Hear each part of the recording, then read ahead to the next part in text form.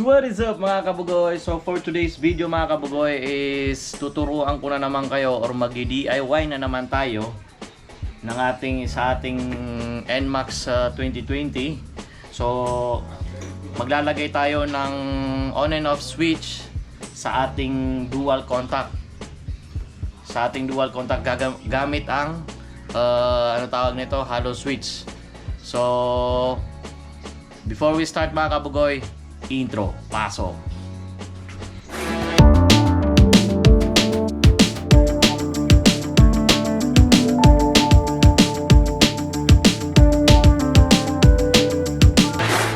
So yun na nga mga kabugoy, etong white and red na wire pinagsama natin at i-connecta natin siya dito sa may wire kung saan natin tinap yung dalawang signal light natin, yung dual contact. So ipagsasama lang natin sila dito, ay dudugtong. Ito yung normally open at saka yung positive ng hollow switch. Tapos itong yellow naman, dito naman natin siya i-connect, idudugtong sa kung saan tayo nagtap ng para sa park light dun sa ano socket nung ating charger port. So dito lang idudugtong natin siya dito mga kabugoy sa yellow na wire. So hindi pa to yung finalize mga kabugoy ha. Hahanapan pa natin ng magandang pwesto o kung saan natin ilalagay itong hollow switch natin. So itong blue, ewan ko sa ibang hollow switch kasi itong blue is color black siya. So itong blue na to, ito yung parang negative. Negative ba or positive? Negative ng ating hollow switch. So ano to, ground ata, ground. Oo. Ang ngayon mga kabugoy, itong ground dito tayo kukuha sa may, kung makikita nyo, dito ako nagtap sa ground dito sa may white socket. Sa color black ko siya tinap, inipit ko lang siya. So hanggang dito. So itatap ko lang siya mga kabugoy dito sa blue wire, which is ito yung ating ano tawag na ito, ground, body ground. So yun mga kabugoy, tap natin yung body ground dito sa blue wire. Sana gumana. And yun, iwasan lang natin magdikit, which is hindi pa naman to final. Baka tayo ay magkaroon ng short. So i-try natin mga kabugoy kung gagana ba ang ating mahiwagang signal. So switch on, 1, 2. Ayun, nakapatay siya. So hindi umiilaw yung ating park light, hindi siya sumabay sa park light kasi dito naka-off din siya. So i-try natin siya i-on. Ayun, on, off, on, off. So successful siya mga kabugoy. So ito, hahanapan na lang natin siya. Madali ang video lang naman to mga kabugoy, madali ang turo lang naman to.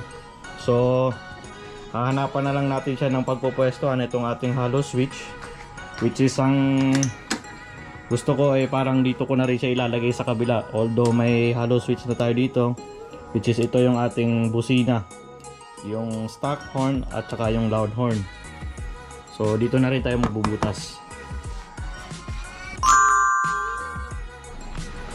So short review tayo mga kabugoy. So nakita nyo, as I've said kanina, ito yung wire na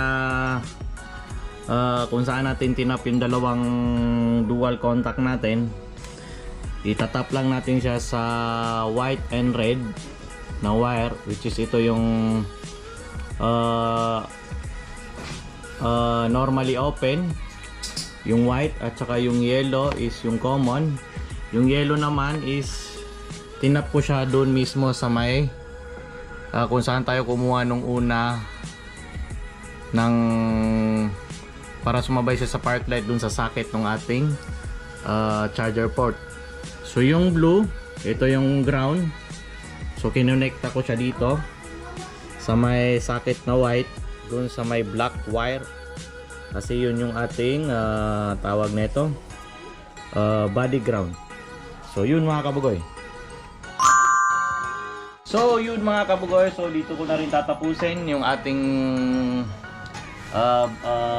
bagong vlog, which is ito nga yung naglagay tayo ng switch, hollow switch sa ating park light, na sana nakatulong kahit paano ulit yung ating DIY o yung ating itinuro ulit kung paano maglagay ng switch on and off sa ating dual contact. So mamaya mga kabugoy, gagawin ko tong i-fix ko na siya. So itong mga wire na to is gagamitan ko na lang ulit siya ng shrinkable tape. Ito yung ginagamit ko usually para hindi siya maduming tingnan or hindi magulong tingnan yung ating wire. Although pwede naman yung electrical tape, kaso nga lang mas sinasuggest ko yung ganito kasi para hindi masyadong marumi tignan sa ating mga wirings. So yung mga kabugoy, isa-shoutout ko nga pala yung ating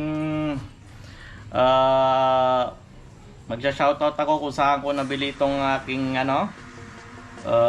tawag na ito, aking bagong, actually nagpalit ako mga kabugoy ng brand ng ating dual contact, which is TDD.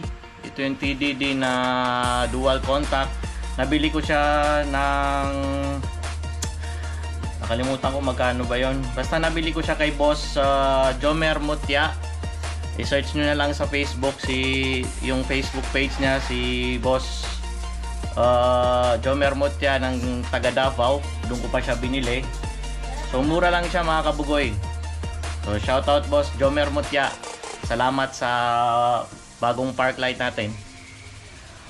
And shoutout din mga kabugoy sa ating mga subscriber na kahit papano nagkaroon tayo ng konting subscriber sa ating YouTube channel. So if you like this video mga kabugoy, please don't forget to like, share, and comment down below, and please click the notification bell button para na rin mas updated kayo sa mga panibagong video natin or vlog na ating i-upload. So shout out mga kabugoy, peace out.